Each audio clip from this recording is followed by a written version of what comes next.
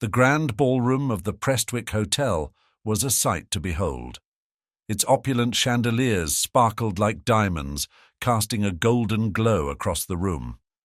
Marble pillars lined the space, and the soft hum of a live string quartet added a touch of elegance to the evening. The event was one of the most prestigious charity galas in the city, drawing together the wealthiest patrons, business leaders, and celebrities, all dressed in their finest gowns and tailored tuxedos. It was an evening where the city's elite would mingle, network, and, most importantly, show off their wealth while making generous donations. Among the attendees was a man who stood out, not because of his presence, but because of how poorly he blended in with the glamorous crowd. He looked out of place, dressed in old, worn-out clothes that had seen better days. His suit, if you could call it that, was a mismatched combination of a frayed jacket and baggy trousers. His shoes were scuffed, and his tie hung awkwardly around his neck, as if he hadn't quite figured out how to tie it properly. With his unkempt beard and slightly dishevelled hair, he appeared more like someone wandering in from the street than someone attending an exclusive event. His name was Edward, though no one knew it yet. He moved quietly through the crowd, his gaze lingering on the decor, the elaborate table settings, and the attendees who barely noticed his presence. He seemed to be observing the event from a distance, a soft, thoughtful smile tugging at the corners of his lips.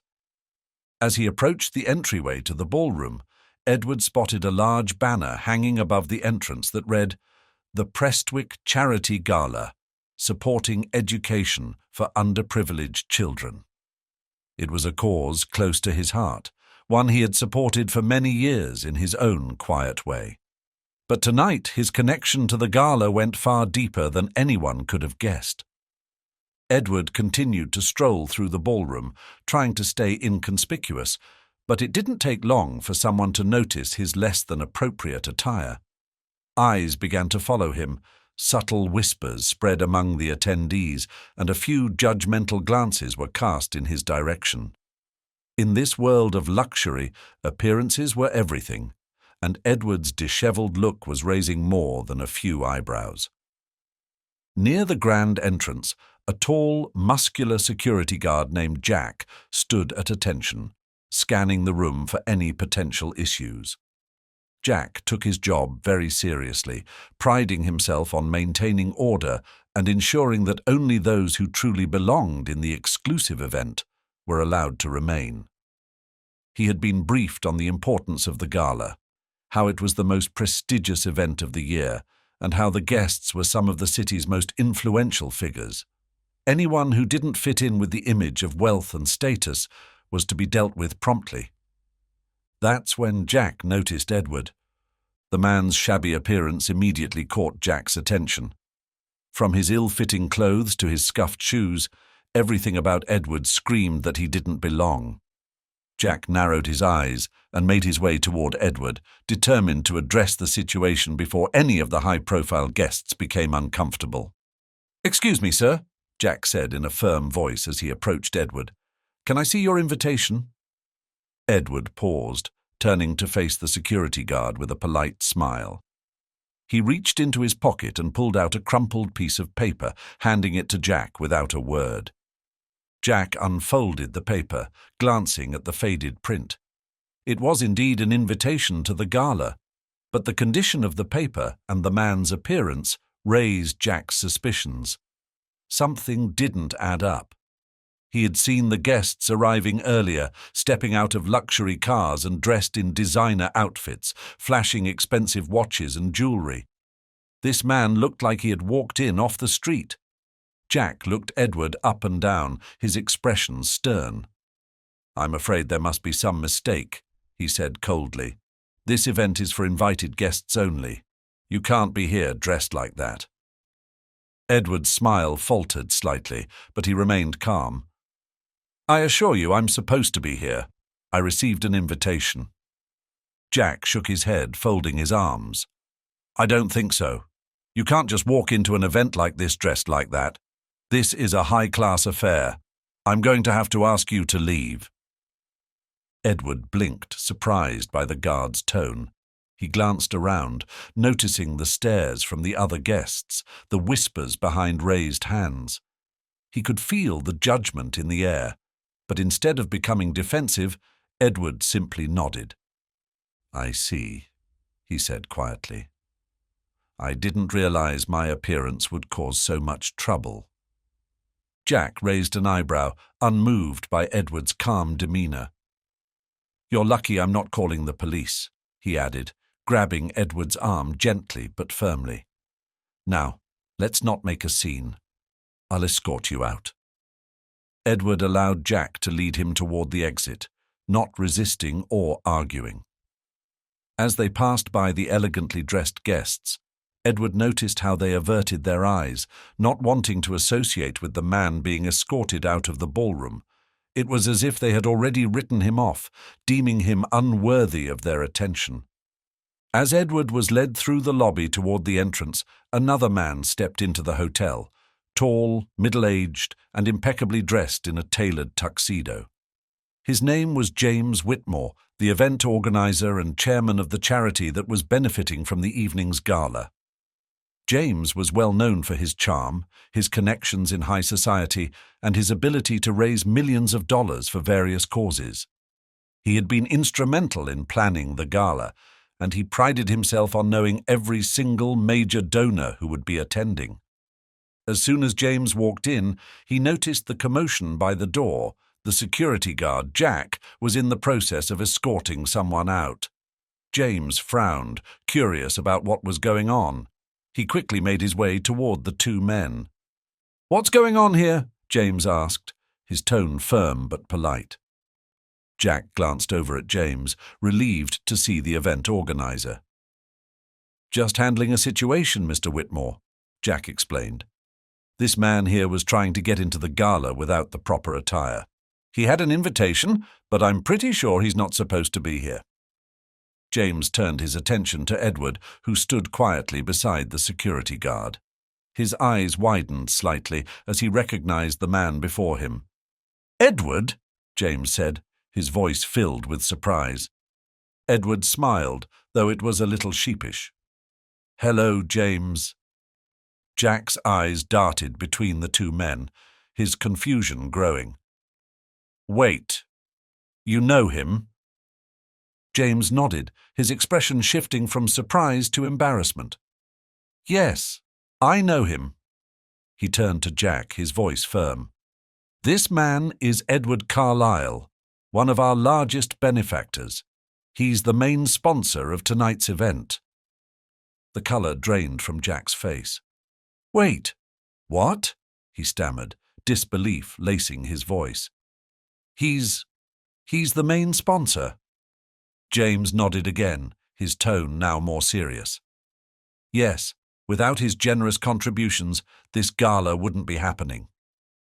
Jack's grip on Edward's arm loosened instantly, and he took a step back, his face flushed with embarrassment. I didn't know." "I'm so sorry, Mr. Carlyle," Jack stammered. "I didn't mean to. I thought you—" Edward raised a hand, stopping him mid-sentence. "It's all right," he said calmly.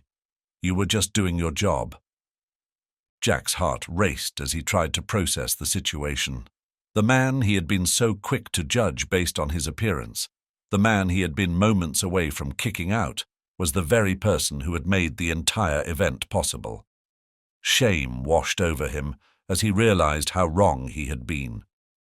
As the tension between the three men settled, James stepped forward, addressing Edward with a respectful nod. "Edward, why don't we head back inside? The event is about to begin, and I'm sure there are many people who would love to meet you." Edward hesitated for a moment, glancing toward the ballroom where the well-dressed guests continued to mingle. He smiled faintly and shook his head.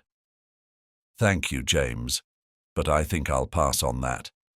I've never been one for the spotlight." James frowned slightly. "But, Edward, this event is for you. You've done so much for the charity, and people should know who you are." Edward chuckled softly, shaking his head again. "That's the thing, James. I don't do any of this for recognition. I do it because it matters." He turned to Jack, his expression kind despite the misunderstanding. "You're not the first person to make assumptions about me based on how I look," Edward said gently. "But it's important to remember that appearances can be deceiving. I've been in your shoes before, working hard, trying to do what's right. We all make mistakes." Jack's face reddened even further, but Edward's words seemed to lift some of the weight off his shoulders. "I'm so sorry, Mr. Carlyle," Jack repeated.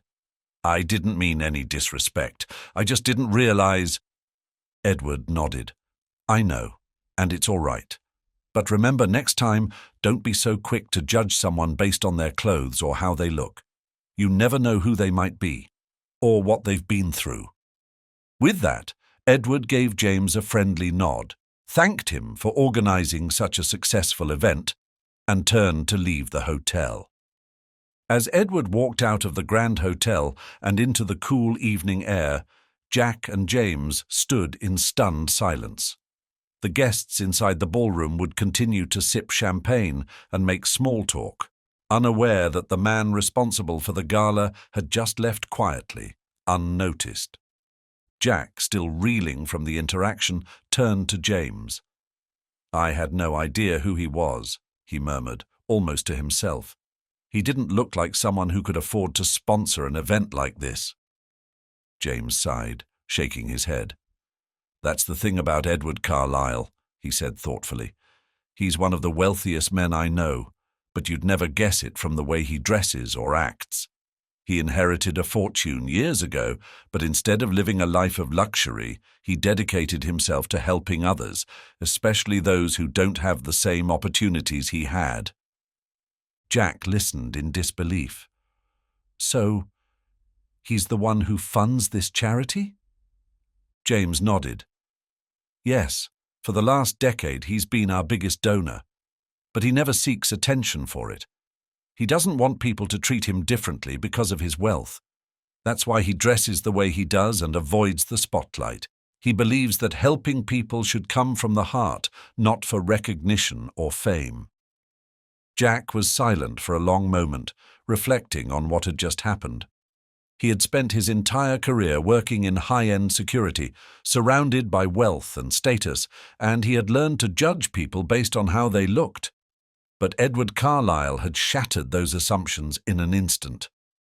"I've learned a lesson today," Jack admitted quietly. "A big one." James smiled faintly, clapping Jack on the shoulder. "We all have. Don't be too hard on yourself. Edward's one of a kind." Meanwhile, as Edward walked down the street, he felt a sense of peace wash over him. He had always been a private man, someone who preferred to let his actions speak louder than his words. The gala would go on without him, raising money for a cause he cared deeply about, and that was all that mattered to him. He had never been interested in the glitz and glamour of high society. To Edward, true wealth wasn't about expensive clothes or lavish parties. It was about making a difference in the lives of those who needed it most. He had grown up in a working-class family where money had been scarce and every dollar had to be stretched. He knew what it was like to struggle, and when he had come into his fortune, he had made a promise to himself that he would use it for good. As Edward walked through the quiet streets, he thought about the night's events. He had seen the judgment in people's eyes, the way they had dismissed him without knowing anything about him. It was a reminder of how easy it was to make assumptions based on appearance, and how dangerous those assumptions could be. But Edward didn't hold any grudges. He understood that the world was full of people like Jack, people who had been conditioned to value wealth and status above all else. And he also knew that kindness, understanding, and humility were far more valuable than anything money could buy. Back at the Prestwick Hotel, the gala was in full swing. Guests continued to make donations, sip champagne, and chat about their lives of luxury, completely unaware that the man who had made the entire event possible had quietly left. But for Jack, the night had left a lasting impression. As he stood by the entrance, He couldn't stop thinking about Edward Carlyle and the lesson he had learned. In his mind, Jack replayed the words Edward had spoken. Appearances can be deceiving. It was a truth that would stick with Jack for a long time, a reminder that wealth and success weren't always visible on the surface, and that true kindness often came from the most unexpected places. We live in a world where appearances often dictate how we treat others. But as Edward Carlyle's story shows, true worth is not measured by wealth, clothing, or status. It's found in kindness, humility, and the desire to make a difference. The next time you find yourself judging someone based on how they look, remember that everyone has a story, and sometimes the most unassuming people have the biggest hearts. If you enjoyed this story, YouTube thinks you'll like these stories also.